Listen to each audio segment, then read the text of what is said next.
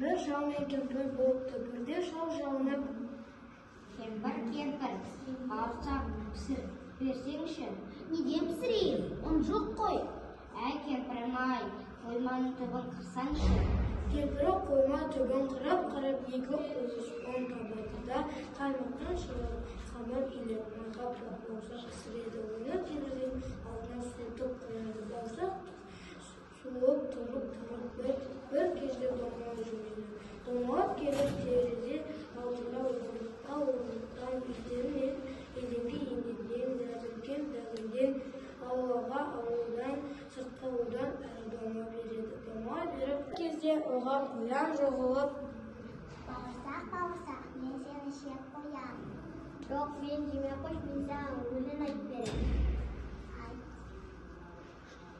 Апамнан қаштым, атамнан қаштым. Сенен қашып кетем.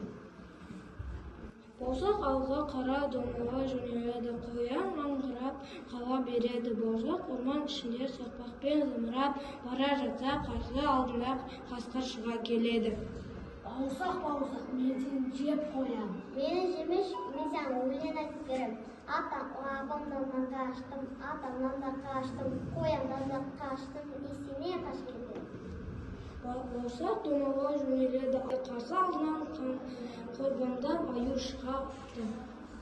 Ей bağırsak, мен сені жеп қоям. Мені жемеш, мен саған өлең айтып берем. Апамнан қаштым, атамнан қаштым, қояннан да қаштым, қасқырдан да қаштым. Сенен қашып кетем. Bağırsak домаға жөнеледі. Аю оның ізіне үңіліп қала береді. Bağırsak зымырап бара жатса, қарсы алдынан түлкі шыға келеді. Амансың ба bağırsak? Мен сені жеймін. Мені жемеш, мен саған өлең айтып берем. Апамнан да қаштым, атамнан да қаштым, қояннан да қаштым, қасқырдан да қаштым, аюдан да қаштым. Сенен қашып кетем. Құлағымды естімейді. Айтшы, менің мынағым